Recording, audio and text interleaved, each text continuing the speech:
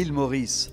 Ce sont bien sûr ces plages paradisiaques avec 330 km de sable blanc, mais ce sont aussi des paysages majestueux et des itinéraires d'exception à travers cascades, champs de canne, terres volcaniques ou forêts tropicales.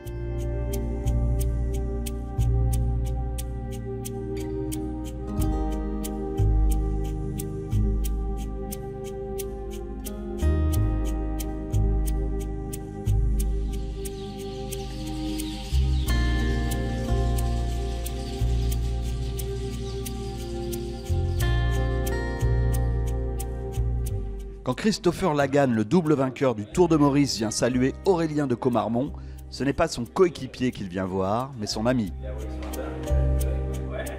Ces coureurs ont construit une équipe, mais surtout une amitié solide.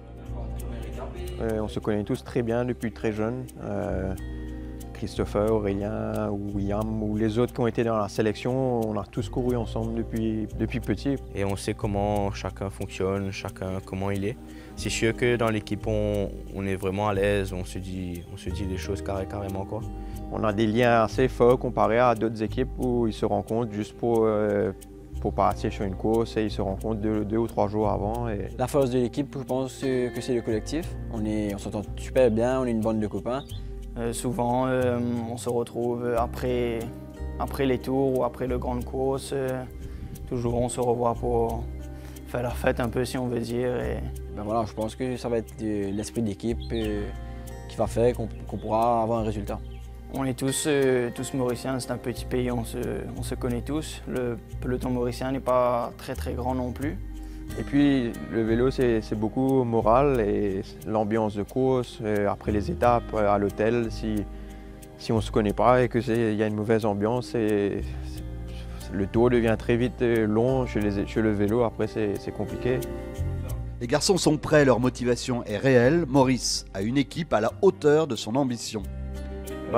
Vu les équipes qui viennent cette année, il faudra avoir une équipe solide pour être autour de son leader. Donc, je pense que ça va être de boucher le maximum d'attaques pour que Christopher fasse le moins d'efforts possible. Et moi, mon objectif, c'est d'aider l'équipe et mon leader à ramener le maillot. Je n'ai pas d'objectif personnel de victoire à l'étape ou quoi que ce soit. Je suis vraiment là pour aider l'équipe à essayer de gagner le tour. Être leader de l'équipe, bon, c'est quand même une responsabilité. Ça comporte de guider un peu les coureurs, des fois de prendre des décisions quand il faut réagir vite en course et aussi pousser l'équipe à se dépasser parce que en tant que leader, il faut être régulier étape après étape et pour essayer d'aller chercher le maillot jaune. C'est le plus gros niveau qu'on aura eu chez le Tour de Maurice, donc pourquoi pas viser des étapes et je pense que déjà des victoires à l'étape c'est pas mal.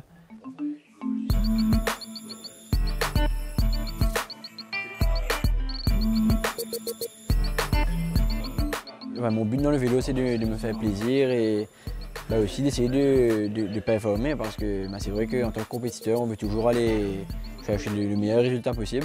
Oui, gagner le tour, j'ai gagné il y a 2 ans avec Chris et c'était que du bonheur, c'était de la pure joie. Aurélien de Commarmont, Alexandre Mayer, William Pratt, Christopher Lagan, mais aussi Jérémy Rabaud, l'équipe grandit avec le Tour. Oui, les Jeux Olympiques, c'est un rêve d'enfant, c'est la compétition la grande compétition, on va dire, auquel tous les sportifs veulent participer. Donc c'est un honneur et un privilège de participer. Avec ces jeunes champions d'exception, c'est le cyclisme mauricien qui grandit.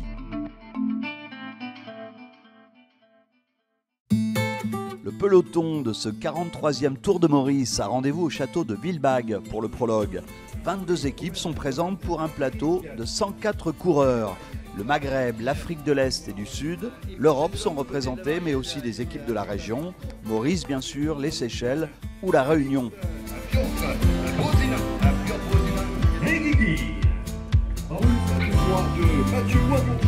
Ils nous rejoignent maintenant. La course réunit des profils très variés, des néo-pros, des anciens coureurs de grand tour, mais aussi des amateurs. Tous sont prêts à s'affronter sur les 400 km de ce tour. Et nous allons présenter le 4e et dernier coureur. Avec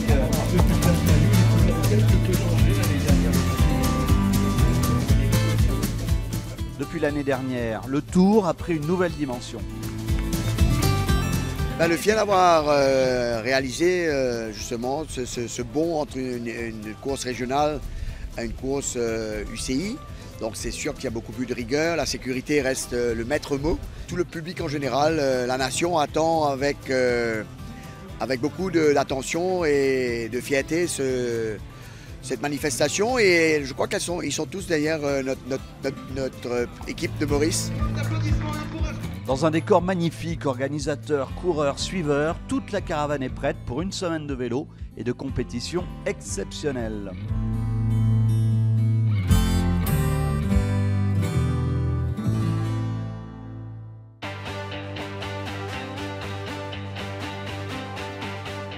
Le prologue, c'est un prologue de 4 km, principalement en montée.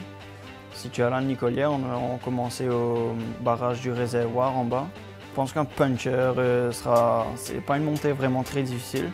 Elle n'est pas très raide, donc je pense qu'un puncher qui a quand même des bonnes qualités de rouleur aussi pourra gagner cette étape.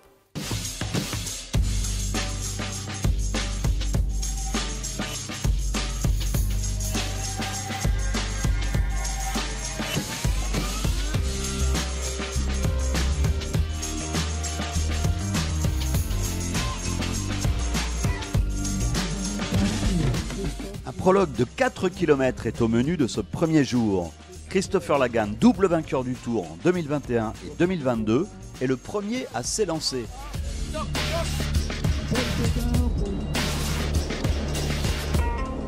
Le prologue commence par 600 mètres de plat le long du réservoir de la Nicolière. Lagan attaque très fort, l'ascension commence ensuite pour 3 km de montée dans les sous-bois. Lagan a un bon rythme, mais semble payer un démarrage trop rapide. Il préfère les ascensions plus longues et plus pentues et perd un peu de temps sur le final.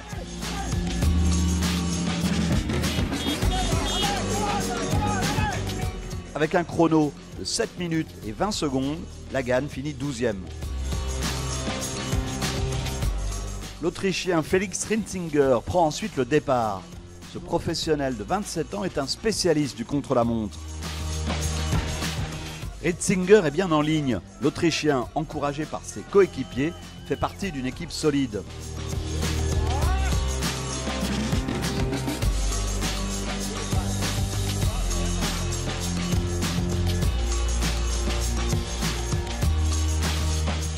Rinzinger finit 11e, 2 secondes devant Lagan. Antonin Potin s'élance ensuite. Le jeune réunionnais de 22 ans affiche une forme étincelante. Potin se bat avec volonté et engagement.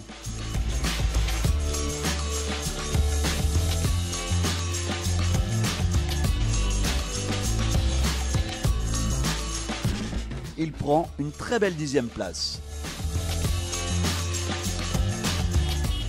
Il porte le dossard numéro 1. Le Mauricien Aurélien de Comarmont est un jeune néo-pro de 21 ans. Coureur complet, il aime l'exercice du contre-la-montre.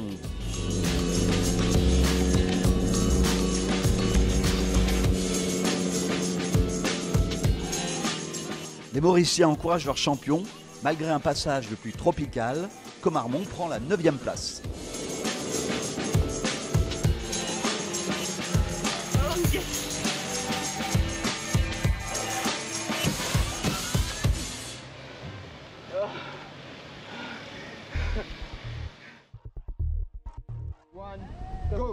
Le coureur de l'Ouganda, Charles Kagimou, a été invité par une équipe régionale de Maurice. Kagimou va disputer les Jeux Olympiques et a besoin d'entraînement. À 25 ans, le natif de Kampala est plein d'ambition.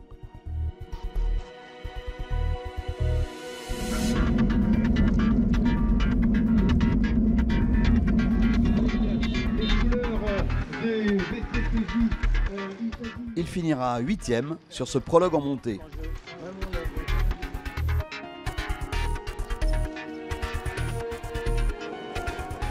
Patrick Stoch est un professionnel polonais expérimenté de 29 ans. Venu du cyclocross, il est à l'aise sur tous les terrains.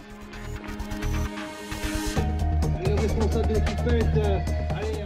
Le Polonais est 7e, son équipe composée de 2 Polonais et de 3 Autrichiens impressionne. Tous ces coureurs finiront dans le top 15.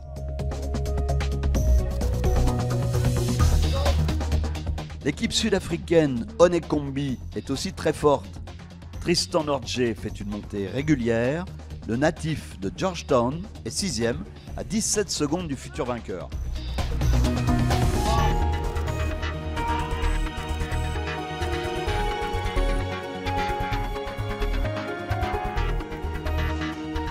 À 1 seconde devant lui, Jacob Putscheller fait une montée tout en puissance. Le jeune Australien de 19 ans sprinte pour la 5e place.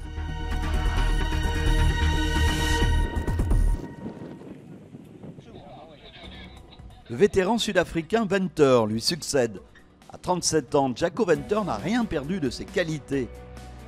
Tour de France, Vuelta, Giro, le coureur a disputé 7 grands tours et les a tous terminés.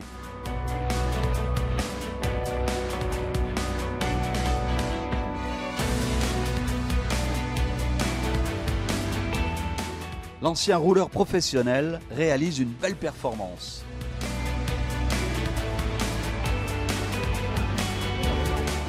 L'ancien rouleur coéquipier de Cavendish et Dimension Data termine au pied du podium, 4e.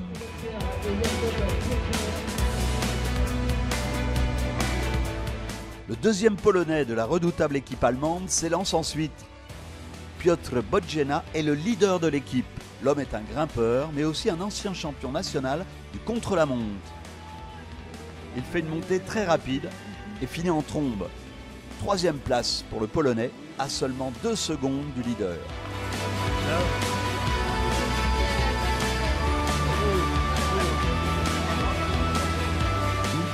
Le Chypriote Andreas Miltiadis est attendu sur ce tour. Le coureur de 27 ans est arrivé à maturité. Il a été couronné de multiples fois dans son pays, champion national sur route, mais aussi plusieurs fois champion national du contre-la-montre. Miltiadis est bien en ligne.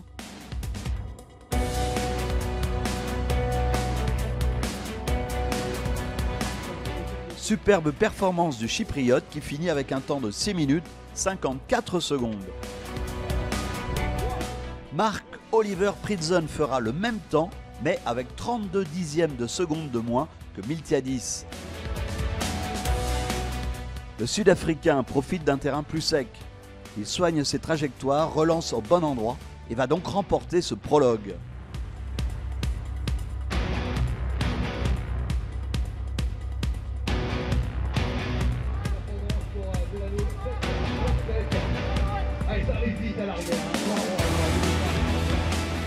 Belle journée pour Marc-Oliver Pritzen qui s'empare également du maillot jaune. C'est ma première fois à Maurice.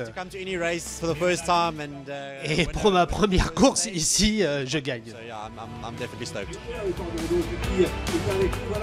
Pritzen porte un maillot jaune fragile sur ses épaules, à égalité de temps avec Miltiadis et 2 secondes d'avance sur le Polonais Bodjena.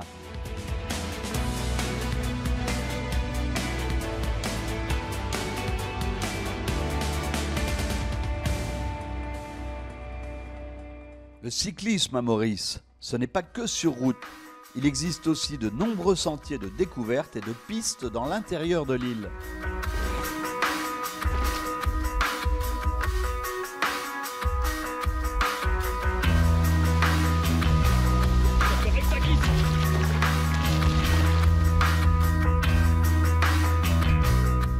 Une nouveauté à Maurice, un véritable bike park dans la nature pour s'entraîner en toute sécurité. Nous, on se trouve dans le sud de l'île, à Chamonix. C'est un domaine sécurisé. Donc la spécificité du bike park à Chamonix, c'est que les trails ont été faits spécifiquement par un trail shaper. Donc forcément, les trails sont adaptés pour les VTT.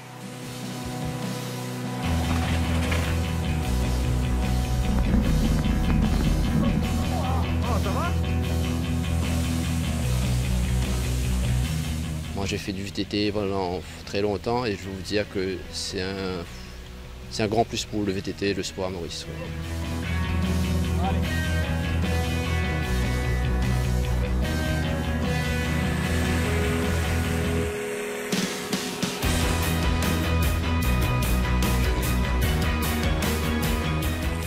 chacun peut le faire à son rythme, on peut le faire à fond et donc avoir plus de sensations. On peut aussi le faire en mode balade et donc être ouvert à des publics qui sont moins habitués, disons, à des parcours techniques.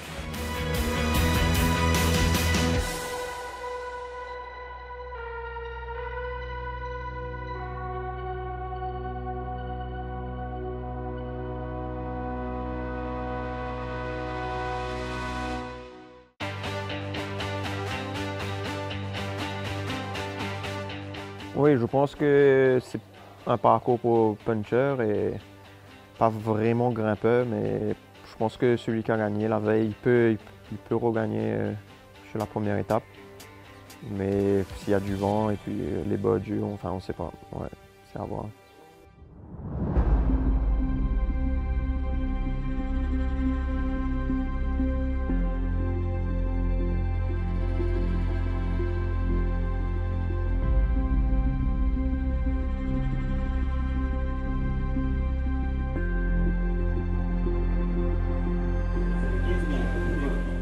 Les coureurs se retrouvent à Pamplemousse pour la première vraie étape en ligne. Les Sud-Africains sont confiants autour de leur maillot jaune de 24 ans. L'équipe mixte autrichienne et polonaise est également confiante dans son potentiel.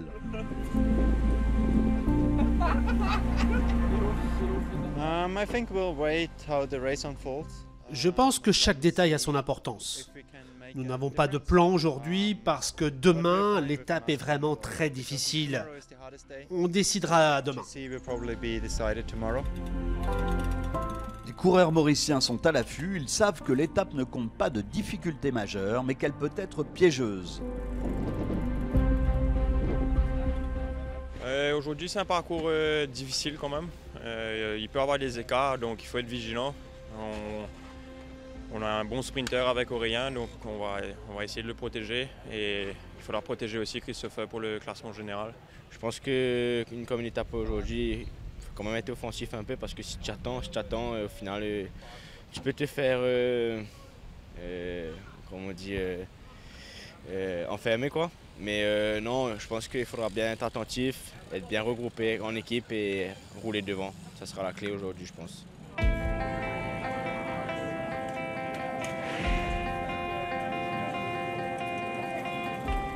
Les 104 coureurs sont réunis pour la plus longue étape du Tour, 152 km pour une traversée aller-retour de l'île, avec un départ au nord, un demi-tour à Mahébourg et une arrivée à Beauplan.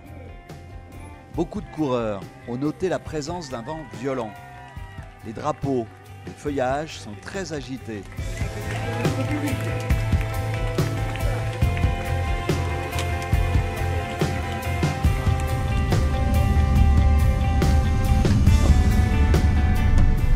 Par contre, il y a du vent. Et ça, aujourd'hui, les bordures. Une bordure se crée en cas de vent fort de 3/4. Le peloton s'étire car chaque coureur se protège derrière celui qui le précède. Le peloton forme un éventail. Celui qui sort de l'éventail perd la protection et se retrouve détaché, seul à lutter contre le vent.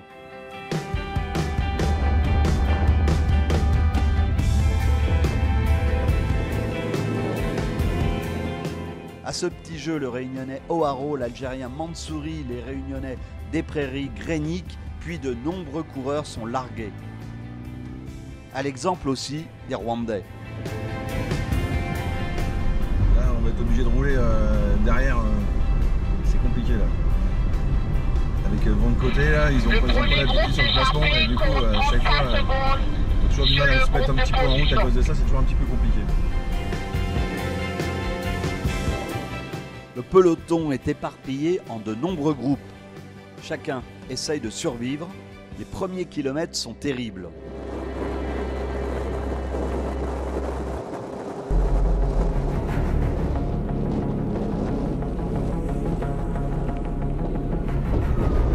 Ça, 16 km de fait, on a déjà perdu 40 gars. Là.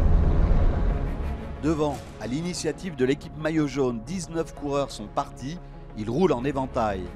Sont présents des Allemands, des Algériens, mais aussi des Mauriciens. Chris devant, Alex devant et Orex devant. Derrière, on a William et Raboud. Ouais. L'échappée essaye de creuser l'écart. Les relais se succèdent avec efficacité. Le maillot jaune, Oliver Pridson, est bien calé dans la roue de son coéquipier Tristan Nordje. Ah ouais, ça va. C'est pas le même équipe. C'est pas le même rythme. Hein. Oui, il y a déjà un écrémage avant le grimpeur. Personne ne s'attendait à un tel écrémage en début d'étape. Le maillot jaune consulte son compatriote, l'expérimenté Venter. L'échappée ne relâche pas son rythme. On a parcouru 25 km à toute allure. À l'arrière, le peloton s'est regroupé, mais le Mauricien William Pratt n'arrive pas à suivre le rythme.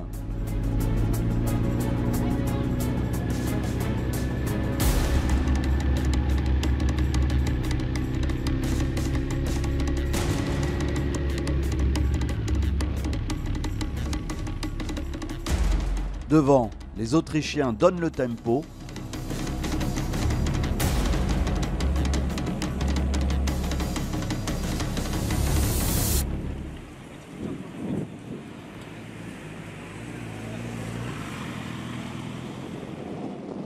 À l'arrière, les Rwandais luttent pour revenir. 220 for the bunch. Mazengesho! Go!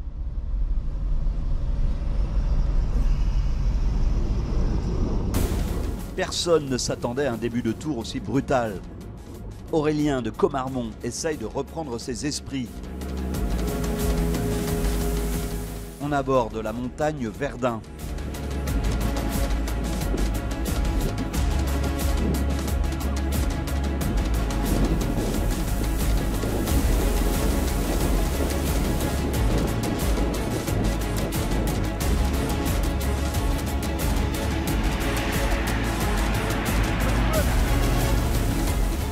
Christopher Lagan s'est détaché de l'échappée pour remporter le premier classement du meilleur grimpeur.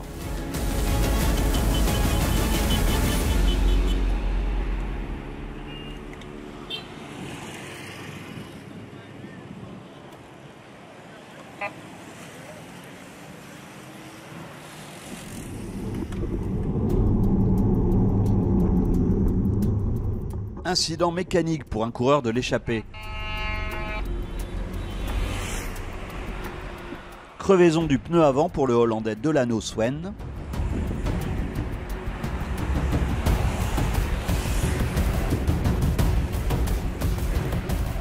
Le jeune coureur de 21 ans change lui-même sa roue.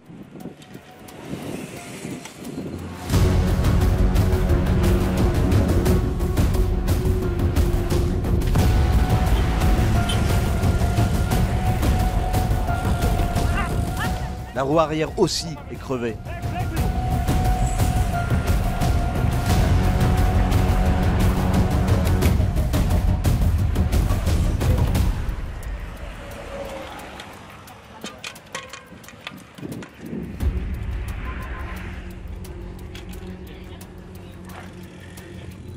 Swen a perdu 2 minutes dans sa double crevaison. Il ne reverra jamais l'échappée.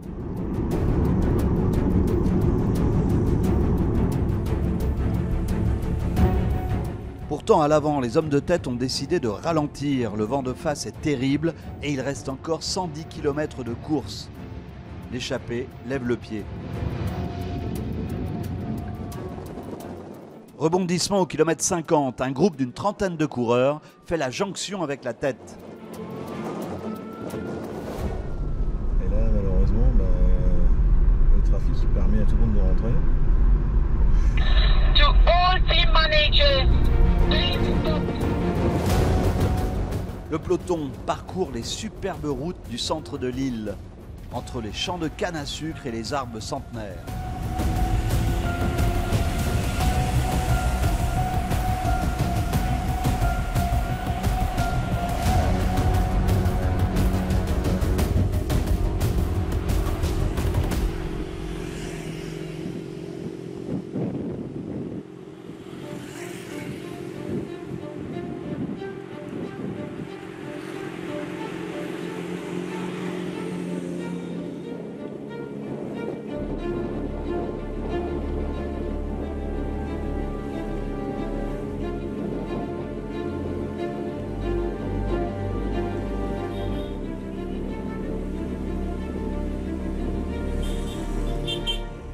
deuxième classement de la montagne, même scénario qu'au premier.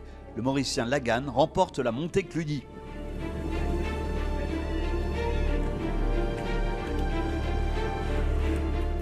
On est à la mi-course et le col a de nouveau scindé le peloton en de nombreux petits groupes.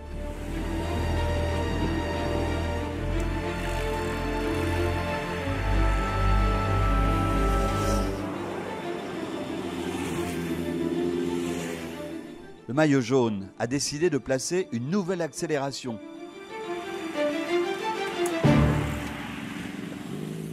Crevaison d'un des coéquipiers du maillot jaune, le Sud-Africain Nordje doit changer sa roue avant.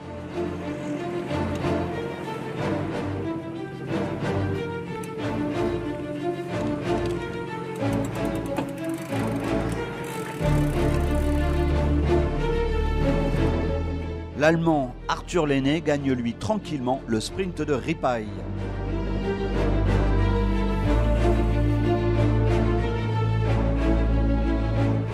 Une échappée de 13 coureurs s'est formée autour du maillot jaune Oliver Pridson. Mais ses principaux concurrents au général sont toujours là, notamment Miltiadis le chypriote.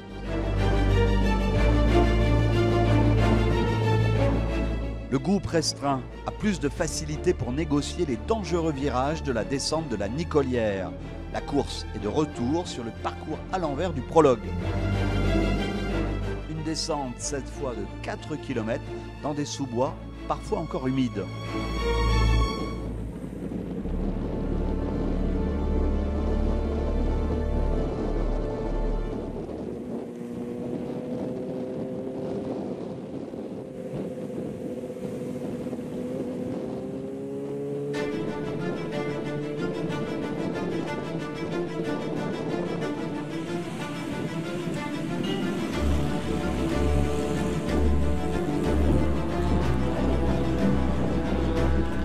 L'échappée roule fort à l'initiative de l'équipe Feldferber-Mayer avec ses coureurs autrichiens et polonais.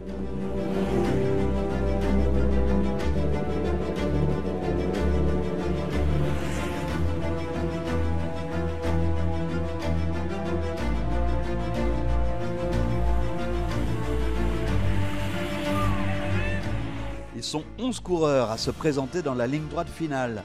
Patrick Stoch lance son sprint de loin. Le Polonais gagne la première étape devant le Mauricien Alexandre Mayer et l'Allemand Arthur Lenné. L'équipe du vainqueur place 4 coureurs dans les 12 premières positions.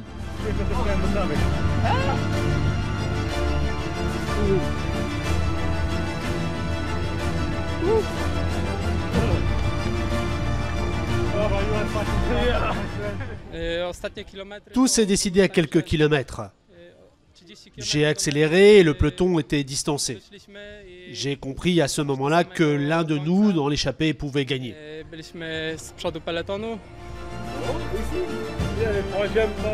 L'équipe du Rwanda a souffert, surprise par la bordure du début d'étape et le rythme rapide de la course.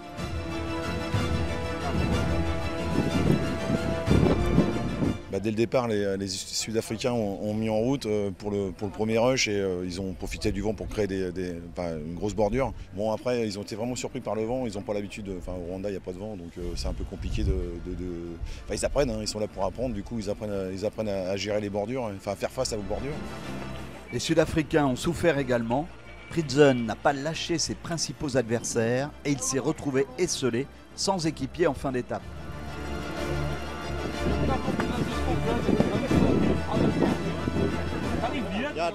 C'était une journée difficile.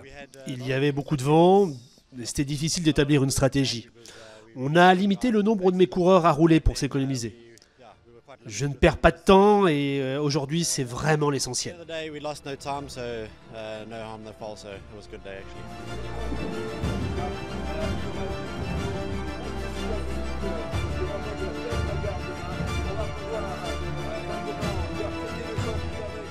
Oliver Pridson garde son maillot jaune, il reste dans le même temps que Miltiadis. Les 3 poursuivants appartiennent à la même équipe et restent très proches au temps. Well done, Mark.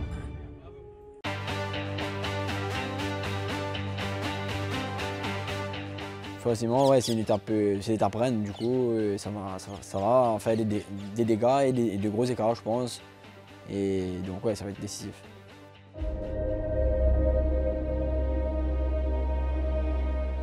Pas sûr que ce temple tamoul apporte la sérénité aux coureurs. Cette deuxième étape fait peur à tout le peloton avec ses 138 km de relief et plus de 2000 mètres de dénivelé positif. Ils ne sont plus que 90 coureurs au départ, 14 coureurs notamment des Seychelles ont quitté la course sur abandon ou arrivé hors délai. Le maillot jaune sait que la journée sera cruciale, ses adversaires aussi. Aujourd'hui, c'est l'étape de montagne. C'est un grand défi par rapport à hier. La montagne sera le juge de paix pour l'ensemble des coureurs. Je vais essayer de rester devant et de suivre les premiers pour finir au mieux.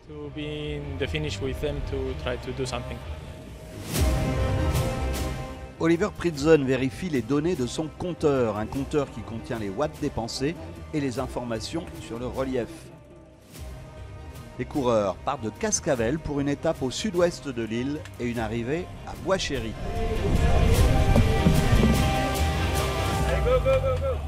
Au menu, 2 cols exceptionnels, la montée de Chamarel et le sommet de Bassin-Blanc.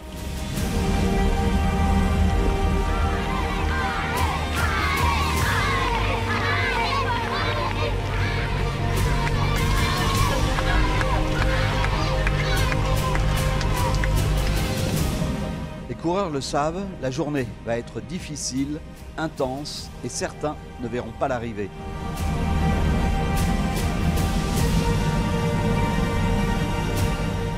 Mais la course commence par longer la mer et les magnifiques paysages de Tamarin.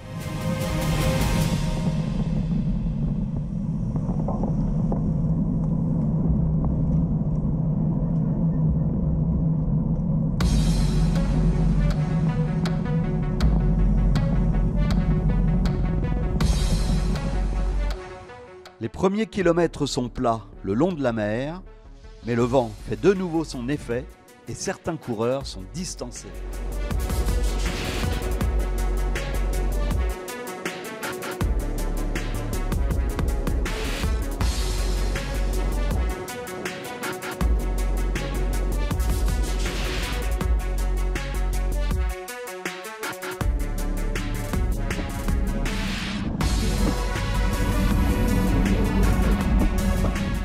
Ça frotte en début de course, personne ne veut se retrouver seul à lutter contre le vent.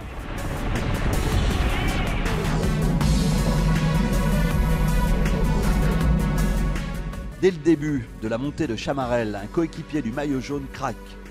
Bradley Scott est lâché.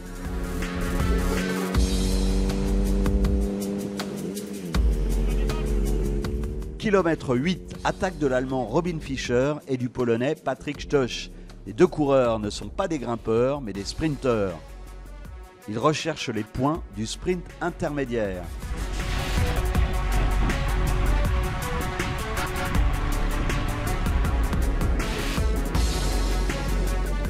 Les deux hommes réussissent leur coup et passent en tête du premier sprint intermédiaire. Fischer et Stoch sont repris très vite dès le début de la montée de Chamarel.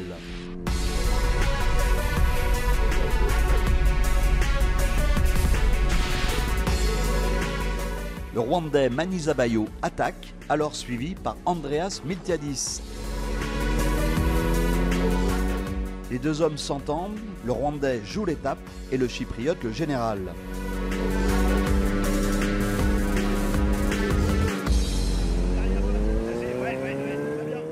Derrière, le maillot jaune mène la chasse. Les deux hommes de tête ne prennent pas beaucoup d'avance, mais l'attaque a fait exploser le peloton.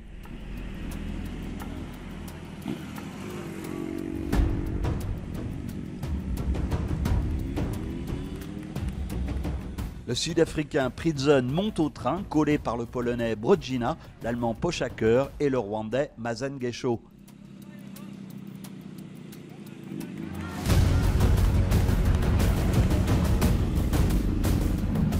Comme prévu, les 8 km de la montée de Chamarel sont redoutables. Allez Nathan, allez Nathan. Allez mon coq. Allez Nathan, allez Nathan, allez Nathan, allez Nathan. Courage. C'est difficile pour Kevin Courtois. Difficile pour Decaux Marmont. Difficile pour tous les coureurs éparpillés dans la montée. Vite, vite, vite, vite, vite. Produit ça. Produit. Produit. Non. Non, tiens, tiens, produit, produit, tiens. Tiens. Allez. Accroche-toi. Allez, go, go, go, go, go, go, go, vas-y, vas-y, vas-y, klaxon, klaxon. Vas-y, vas-y, tu pourras passer là. Non, mais hésite pas, hésite pas, hésite pas. Le maillot jaune s'épuise à revenir sur Miltiadis. Il le rattrape en haut du col, mais il reste plus de 100 km de course et 2 cols, dont un hors catégorie. Jakob Pogačar a chuté dans la descente de Chamarel. L'Allemand, porteur du maillot blanc du meilleur jeune, est touché à la jambe et à la cuisse.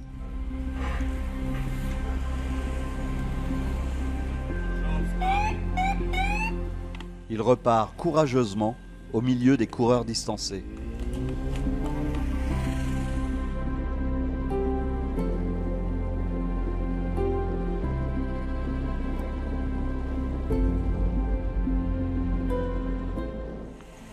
On va faire le changement de vélo parce que notre coureur il a une panne mécanique.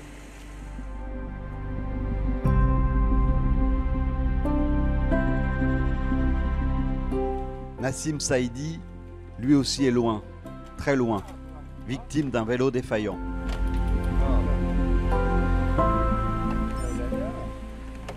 C'est mort, c'est mort. Tu vas t'accrocher quand même pour finir? Non, non. Non? Non, c'est le vélo, c'est... Nassim Saïdi, le récent vainqueur du Tour d'Algérie, abandonne.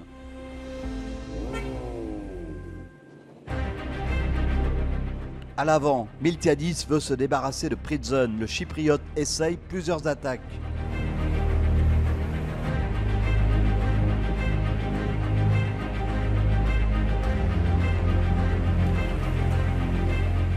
Pridzon résiste. T'as oublié là? Ouais. Allez, jeune sauté. Aïe, aïe, aïe, aïe, aïe. C'était ça se joue. Maintenant ça va se jouer, hein. Le maillot jaune a sauté. Le maillot jaune a sauté, hein.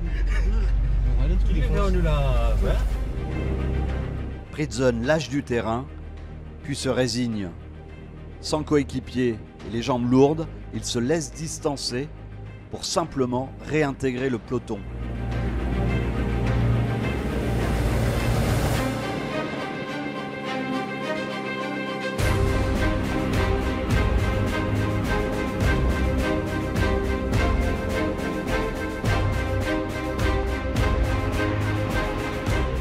Devant, ils sont 7 maintenant, le Mauricien Alexandre Mayer, le Chyprien Miltiadis, 3 Allemands et 2 Polonais.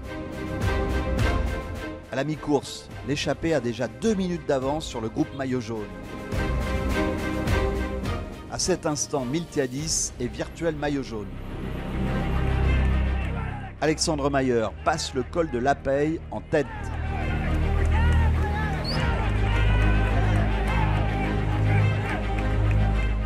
À l'arrière, le maillot jaune tente de limiter les dégâts, mais il manque de soutien. L'écart se creuse.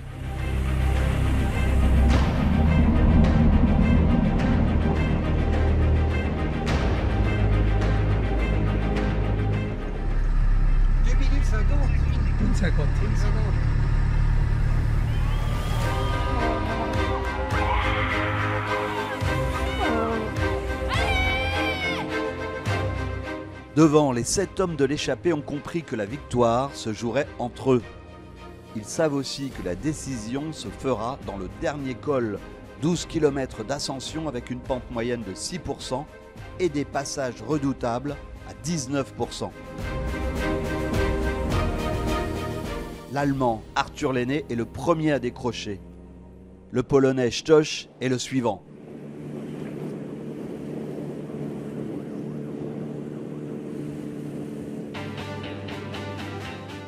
Ils ne sont bientôt plus que 3 devant. Le chypriote Andreas Miltiadis, le polonais Piotr Bodzina et le mauricien Alexandre Mayer. Bodzina prend la tête du trio. Miltiadis lâche à la moitié de l'ascension. Mayer s'accroche.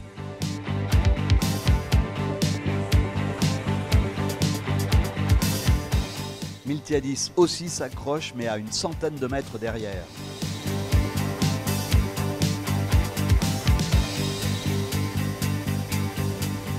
C'est au tour du Mauricien de lâcher prise à 2 km du sommet.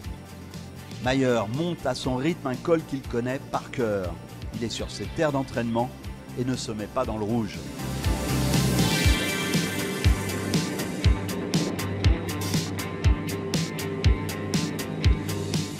Devant, le Polonais concentré et régulier. L'écart avec Mayer se creuse. Dans le dernier kilomètre, dans une côte à plus de 9% de moyenne, Bodzina fait une grande impression.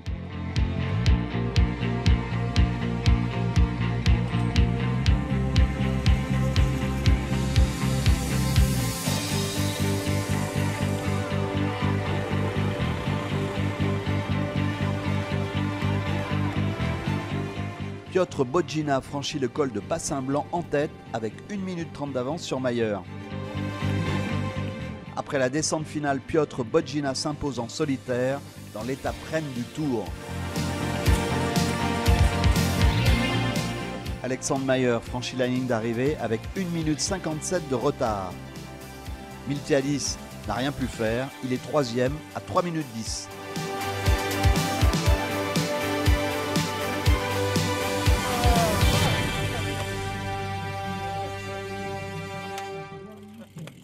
C'est dur aujourd'hui. Hein, ouais, c'est... J'en fais...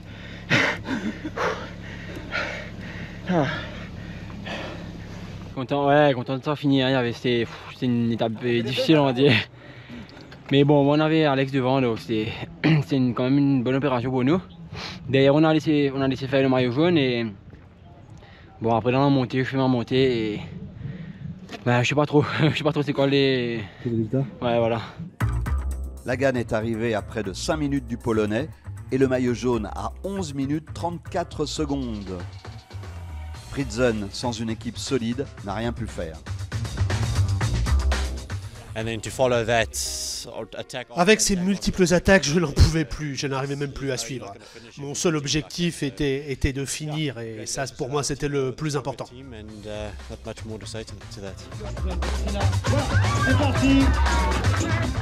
Le Polonais Bodzina gagne à Bois-Fleury. Le grimpeur de 29 ans s'empare aussi du maillot jaune. Au classement général, il mène avec une confortable avance. À noter 2 Mauriciens dans les 5 premiers.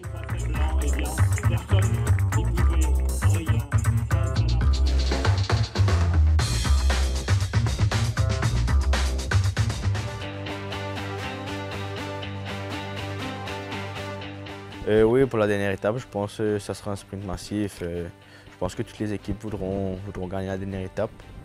Donc je pense plutôt que ça arrivera au sprint massif.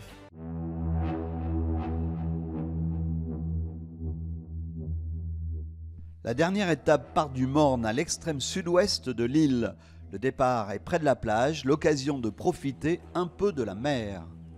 L'occasion de faire quelques photos ou de se baigner dans une eau à 25 degrés malgré l'hiver austral. C'est reposant, en attendant ce qui nous attend en course. Les coureurs profitent d'un peu de sérénité avant le dénouement. Je me retrouve second aujourd'hui et ça montre bien le niveau qu'on a maintenant dans l'équipe. Mais pour ma part, je suis très satisfait d'être second sur le tour, surtout que c'est un tour assez relevé. La deuxième place d'Alex, il a fait plaisir parce que ça prouve qu'on n'a pas justement un seul coureur sur qui repose tout le poids de la course.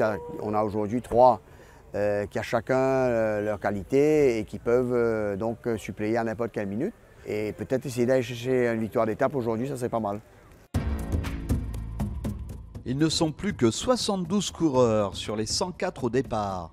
La preuve de la difficulté de la course, malgré des décors enchanteurs.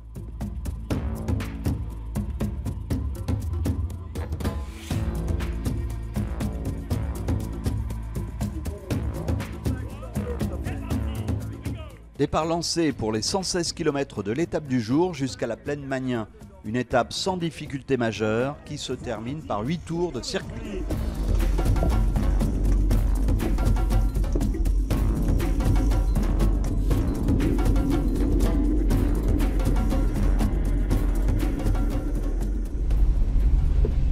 On commence à avoir des chutes. Merde, chute. Oh, guys. Go, go, go. À gauche de la route. Putain.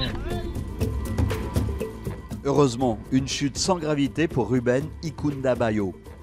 Il repart et rejoint le peloton.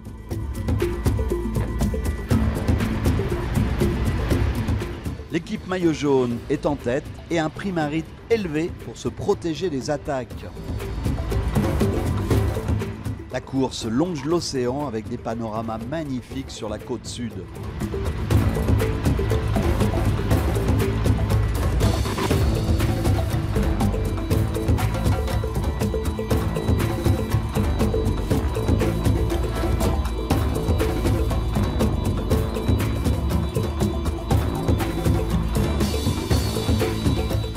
Le classement intermédiaire est remporté par le sprinter allemand Arthur Lenné. Problème de dérailleur pour le Mauricien Marié d'Unionneville.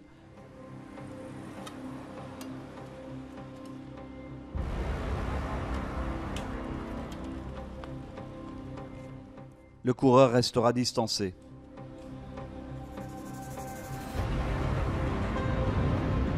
L'Allemand Bichelmann tente une sortie. En vain.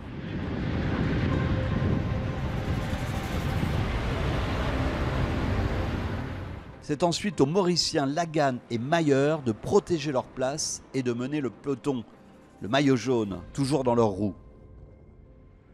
La course rentre dans le circuit final. Il y en a partout. Félix Ritzinger prend la tête de la course à 55 km de l'arrivée. Le coéquipier du maillot jaune se lance dans un raid en solitaire. Un véritable contre-la-montre sur un terrain plat. C'est un contre-la-montre l'épreuve, non? Non? Ritzinger est lancé. Il creuse son avance à chaque tour. 1 minute, puis 2. Le peloton ne peut rien faire. De plus, le coureur allemand est à 7 minutes 30 au général et n'est pas un danger pour le maillot jaune. Les autres coureurs semblent aussi se faire une raison.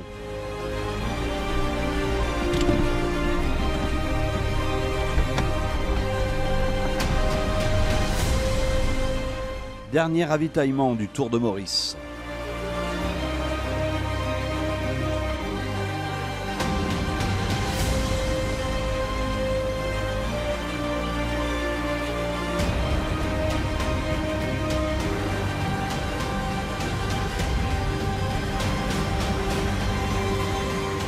Ritzinger est dans un grand jour, imbattable. Le rouleur de 27 ans est un spécialiste de l'effort individuel. Il prend un tour aux attardés, sous le regard incrédule des autres coureurs. La cloche du dernier tour ne changera rien. Ritzinger achève son numéro.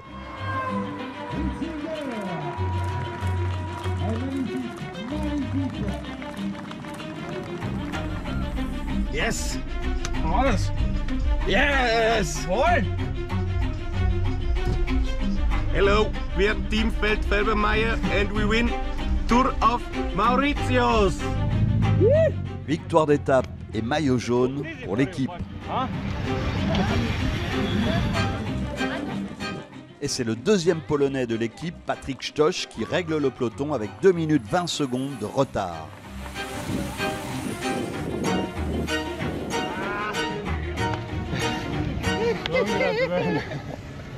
Good job.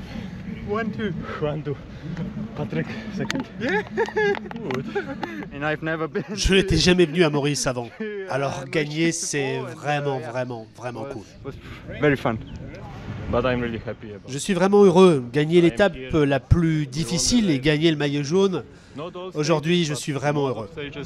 So we are really happy. Sont avec nous. Là aussi, nous allons pouvoir respecter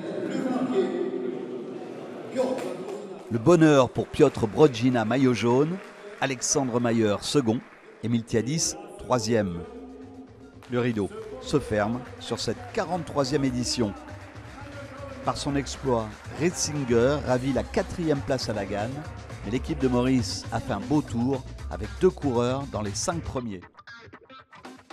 La course est finie, les coureurs quittent leur camp de base de Grand-Bay, ils gardent leurs souvenirs et l'envie de revenir sur l'île Maurice pour le 44e tour de 2025.